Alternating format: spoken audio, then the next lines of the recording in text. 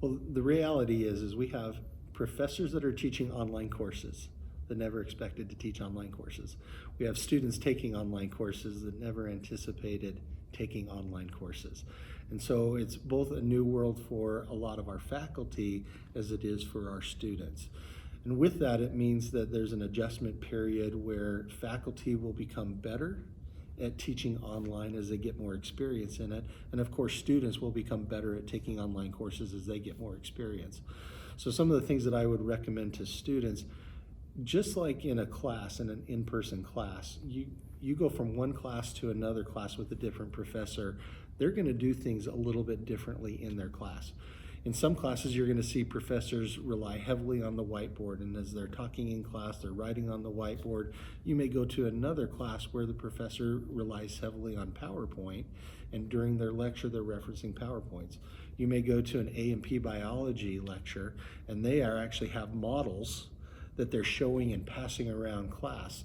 So just like with in-person, having different types of activities in class based off the professor, when you move to an online class, you may have a different experience online and how that class is built and run by the professor as the next online class with how that is built and run by the professor.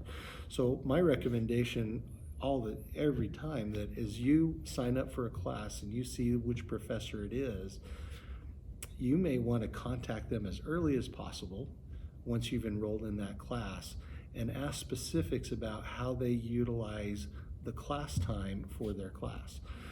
That way you'll know, is this a professor that basically has PowerPoints, readings, videos in their online class versus one that may rely heavily on Zoom and essentially do live or recorded lectures.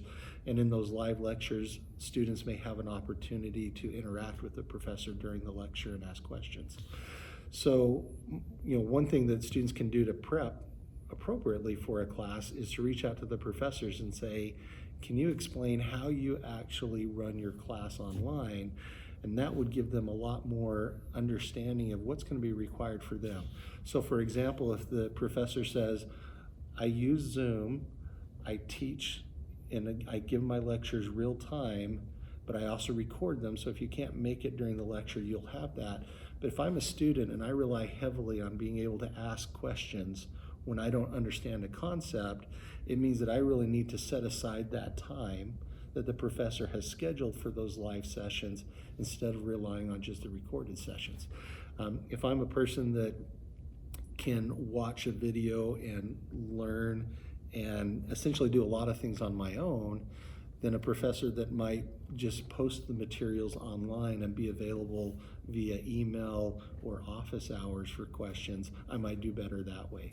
And so really understanding how the professor is going to run their online class gives you as a student an understanding of what you're going to have to do to participate fully in that class. Now, if they're also using Zoom and you want to participate fully, it means that the type of equipment that you need is going to be different. You'll want to have a computer, you'll want to have good internet access, you'll want to have a camera and a microphone to be able to fully participate in those online Zoom sessions.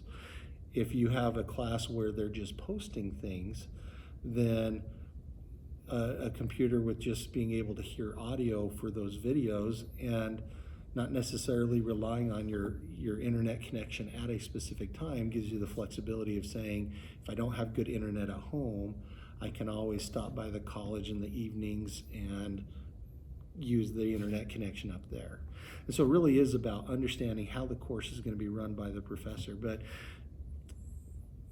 it's also about your home life too. If you work 8 to 5 or if you work long hours and you're not able to get up to campus to utilize the computers we provide or utilize the printers and other things that we provide, then you're probably going to have to get those for home. And I know that it's tough for students sometimes to spend a couple $100 extra. If they're looking at a $250 Chromebook instead of a $450 laptop, a lot of students will say, well, I'm going to go with the lower priced one. But it really is about making sure you understand what your needs are going to be for the next 2, 3, 4 years and having an investment that's really going to work for you.